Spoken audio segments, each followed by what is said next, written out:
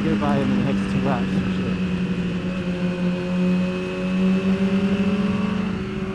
See if he can repass and wear. Well, we know his strengths. He doesn't know mine.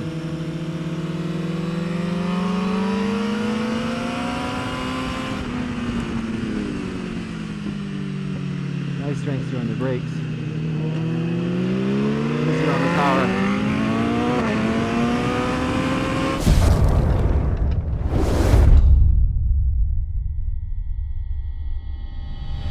To take the chain off too, I want to actually loosen this nut as well, and so the first step is to get the lock washer out of the way. So take something like a flat blade and try to open it up without wrecking it at the same time. So this is like a, and I just get underneath it, the edge there, and it's going to widen it for me. If you can see that very well. It's coming closer. I got my flat blade. It's a cutting tool, but I'm not going to go hard to cut it. Just kind of widening the flap. Same on the top. Just going to get between the two pieces here. And that. There we go. And then I take a bigger one, widen it even more. Bigger on the bottom. So these are my saddle tool punch set. And then of course I can take a big flat punch and really get her good. Start at the corner.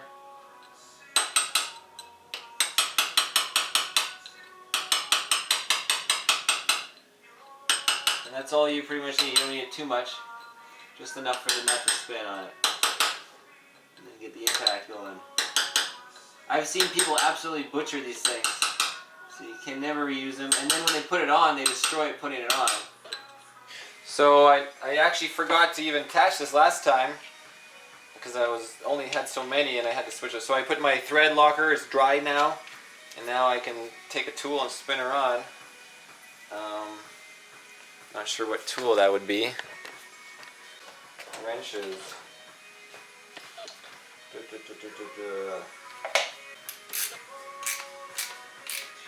Okay, doesn't need too much torque because he's got thread sealant in there. Let's go zip her off.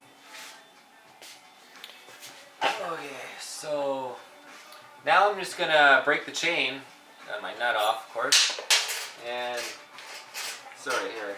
As you can see, I will be able to reuse this cotter here, and not cotter pin, sorry, locking washer. I think that's what I'll call it. Washer. Alright, cheers. I got my Motion Pro chain tool here. I'm going to show you. I pretty much just removed all like the spacer stuff, and because I'm going to break the chain somewhere on here on this OEM 525, 530, whatever it is. Now, so pretty much it has a slot for the pin to go through, and it has a slot for the next ones. So you just kind of find yourself a pin on the back side. And then tighten the actual locker up. Make sure it's like on the pin. And I just was searching for a tool, and of course Motion Pro, they have to act like fools and do freaking standard. So I had to find a 13/16 to fit this. Like, how stupid is that? And that seems to be center. And then it's also the wrong side. A 15 will work, but this is the pin to push it through. I don't need an extension on there. Why don't they use metric? Like, get with the system, Motion Pro. And you're gonna push the pin through. There we go. I feel it going. I'm gonna de-pin this guy, and if anyone's looking for a brand new OEM chain with 100 kilometers on it, this will be for sale. $100. Man, chains are expensive. Like a DID chain, $300 in Canada. It's crazy. And US probably too. There we go, it's through. And there it is. There's the pin, guys. So that's how these tools work. You pull this guy back, the chain will fall apart. And grab my imperial wrench here, non-metric. Put you down, Voila. We got a couple O-rings.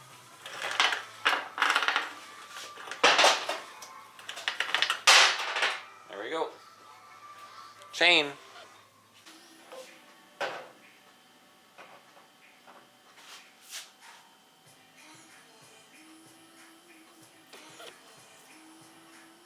A little Amsoil grease, synthetic grease on there. Every time you take a wheel off, if you have time, it's a good idea to always clean this and start over from scratch.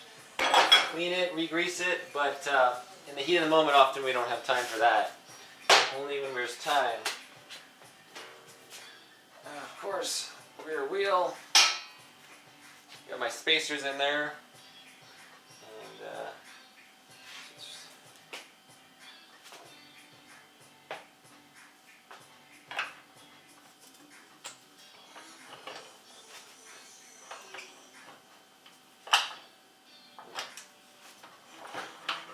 And remember how I groove the brake pads? Because of that, it's going to be a lot easier. I just lift and the pads separate on their own. Reach over, grab the axle, lift again, reach over my left, find the axle hole, and then it holds itself up. Now we got some excess grease coming through. I'm going to wipe it away right now because I over-greased it. It'll swish off through these yo-yo 9 rear sets, or the yo-yo 9 chain adjusters. Just kind of squishes out. That's just because I got time right now. The garage time is more accurate time for getting repaired.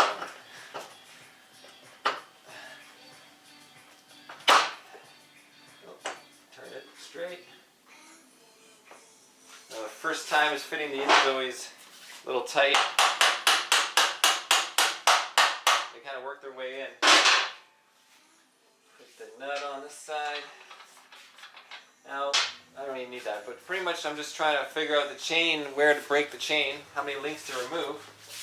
And so right now I'm at 30 or 3 centimeters, 30 millimeters back from the front.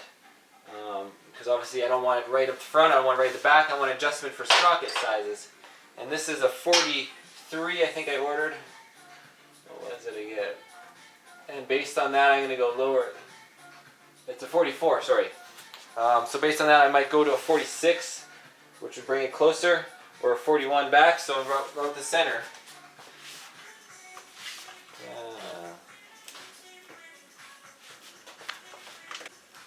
And a perfect fit. Just need like 17 link. So I got my new plate. The new rivet piece in place.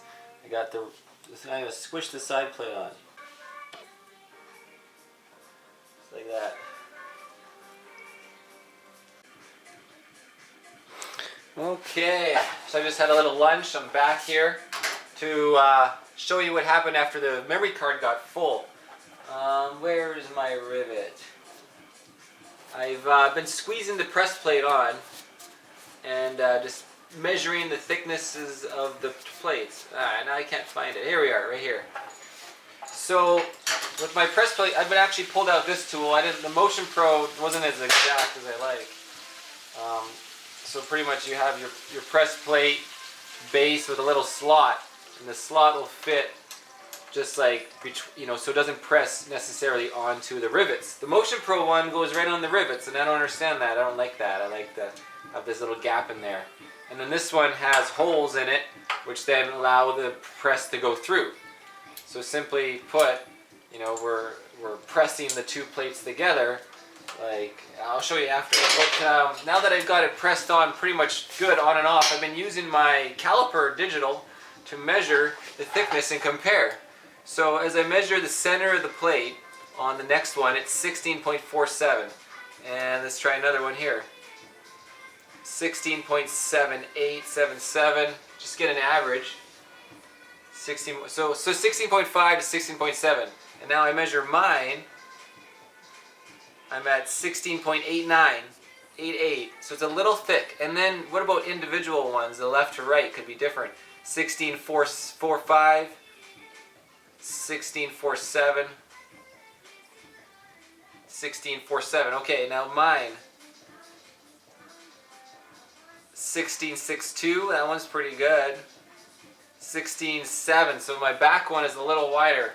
And so, like, again, I'm just trying to get it to be perfect. At the same time, also run it through and see if it binds at all, because if it binds, it's too tight. Just a little too tight, and you can stop it before you get too much. So, simply put, is like you line it up with the holes. The back's going to be in the slot. Make sure the holes are so they can fit through, and tighten that shit up. And then I grab my wrench. And so I'm so close to the gauge, I'm just hoping the two will even out.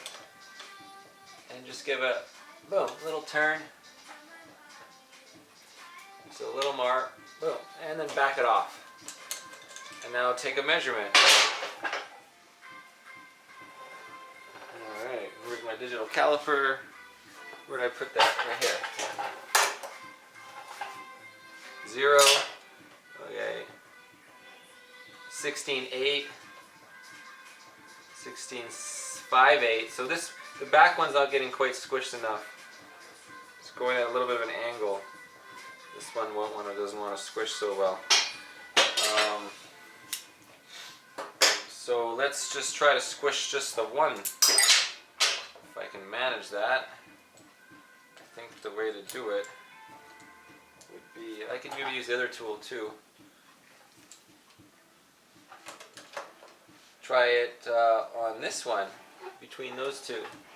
No, that won't fit the distance. Let me see. Okay, I figured out a way I can press just the one plate in. I'll show you. So there's a hole right here that'll go on the back side of just the one, and there's a hole on here. Just allow that just to press that one side of the plate in. And now, just a little torque and remeasure. Might have worked perfect. It's looking better just from visual. Okay. 16.45. Next one over. 16.5. 16.5. 16.48. 16.59. 16.52. Okay, so that's exact. And then I'm going to run it through and make sure I didn't screw up and make it too tight. See if it binds. And perfect, no bindage. It stays with the chain design as you go through, and there's no kink. It would hold a kink. The kink would be like, you know, loosen up a little bit. I can give you a better example. And so now I got to rivet the rivet. I got to squish it down. That's the next step. Let me get the tool set up. So I installed the correct tools on the Motion Pro one. So pretty much there's the anvil, and so that goes on the back side and just kind of fits over the back stock rivet, and that goes in there. And then I changed this piece for a kind of it's a ball end that'll squish the copper and flare it. It's going to flare it out. So step one is line it up on the back, and you're just going to do it until it looks correct. Until you squish it just enough. And then repeat the process for the other one. So I'm just going to squish it. And then double check my work. A little more.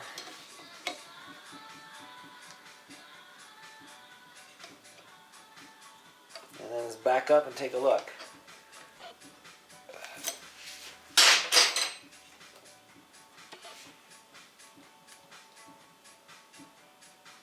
It can be a little more flared.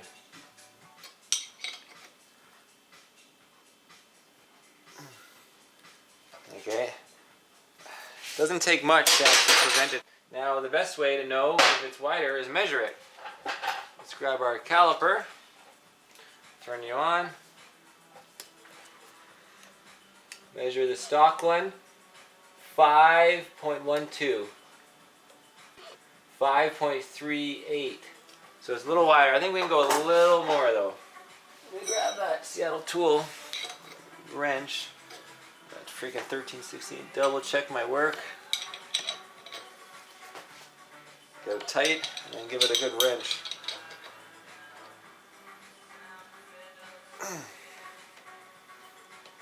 One more. Okay. The measurement now. 0. Okay.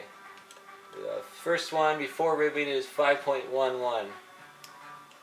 And now after 5.3. Alright, let's try the second one now. We'll see if it makes much change and we'll know how much these ones actually flare. Unfortunately, there's no instructions with this chain in terms of how much. They should have these measurements in there. So we're at 514 versus 5.3. It needs a lot more. You see why you need a serious riveting tool. This is not something I like to do at the track. Like, this is like a nice garage activity. Go down here, I can pull up and push down. I can see it.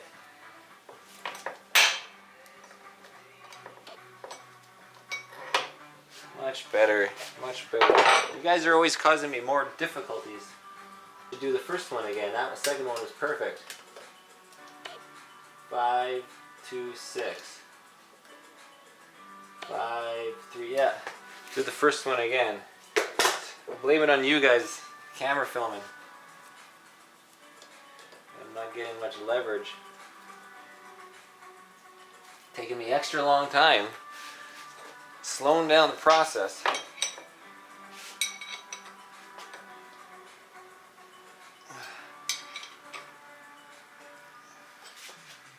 Okay, that should be good. It's a lot easier when you get proper angles. 539, 531. Okay, we're good to go. It's not going to come out. And that's the most scientific way to do a chain install. No shop's going to do that, I can tell you.